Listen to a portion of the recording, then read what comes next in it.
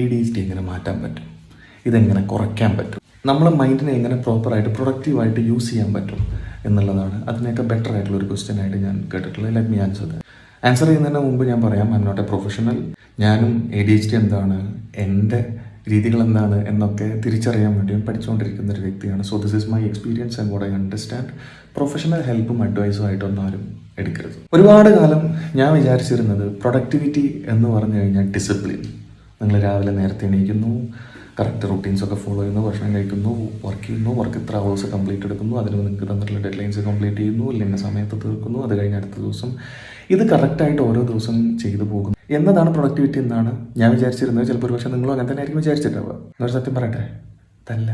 അങ്ങനത്തെ ഒരു സിറ്റുവേഷനിൽ ഇട്ട് കഴിഞ്ഞാൽ അത് വിൽ ഗെറ്റ് ടയേർഡ്. ചില കാര്യങ്ങൾ ചെയ്യാത്തതുകൊണ്ടുള്ള അല്ലെങ്കിൽ കംപ്ലീറ്റ് ആവാത്തതുകൊണ്ടുള്ള ഗിൽറ്റ് ഇങ്ങനെ പേറി ഇങ്ങനെ നടക്കായിരിക്കും. ADHD ഉള്ള ഒരാൾക്ക് ഈ പറഞ്ഞ പ്രഷർ പ്രോപ്പറായിട്ട് ഹാൻഡിൽ ചെയ്യാൻ പറ്റില്ല, അല്ലെങ്കിൽ പ്രോപ്പറായിട്ട് ആ ഒരു പ്രഷറിലല്ല അയാൾ വർക്ക്. നമ്മുടെ ഓരോ സമയത്തുള്ള എനർജി ലെവൽ എങ്ങനെയാണോ അതിനെ ബെറ്ററായിട്ട് അണ്ടർസ്റ്റാൻഡ് ചെയ്യുന്നതിനനുസരിച്ചിട്ട് നമുക്ക് പ്രോപ്പറായിട്ട് വർക്ക് ചെയ്യാൻ പറ്റും. ചില ദിവസങ്ങളിൽ മൈൻഡ് ഭയങ്കര ഷാർപ്പായിരിക്കും, you can do a lot of things. ചില ദിവസങ്ങൾ ഇങ്ങനെ ആകെ മൂടിക്കെട്ടിക്കൊണ്ടായിരിക്കും, എന്ത് ചെയ്യണമെന്ന് അറിയാതെ ആകെ ഒരുമാതിരി ഒരു ദിവസമായിരിക്കും. ചില ദിവസം ജസ്റ്റ് സർവൈവ് ചെയ്യാൻ വേണ്ടി കഷ്ടപ്പെടും.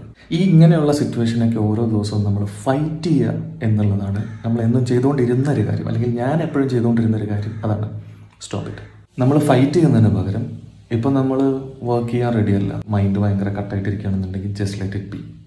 അതിനങ്ങ് വിട്ടു കൊടുക്കുക. കുറച്ച് സമയമല്ലേ, പോയാൽ കുറച്ച് കഴിഞ്ഞാൽ നമുക്ക് അതിലേക്ക് ഫോക്കസുള്ള ഒരു ടൈം വരും. ലോങ് അവേഴ്സ് വർക്ക് ചെയ്യാന്ന് പറയുന്നത് ഭയങ്കര ഡിഫിക്കൽട്ട് ആയിട്ടുള്ള കാര്യം. ഷോർട്ട് ബേസ്റ്റുകളിലായിരിക്കും, ചെറിയ ഇൻ്റർവെൽസിലായിരിക്കും നമുക്ക് വർക്ക് ചെയ്യാൻ കുറച്ചുകൂടി എളുപ്പം. സോ നിങ്ങളൊരു ഡെയിലി 8 hour അല്ലെങ്കിൽ 10 hour ഒക്കെ ജോലി ചെയ്യുന്ന ഒരാളാണെന്നുണ്ടെങ്കിൽ കണ്ടിന്യൂസ് ആയിട്ട് നിങ്ങൾക്ക് ഇരിക്കാൻ ബുദ്ധിമുട്ടുണ്ടാവും, ലോങ് അവേഴ്സ് ഇരിക്കാൻ പറ്റും. So what you do is like split those.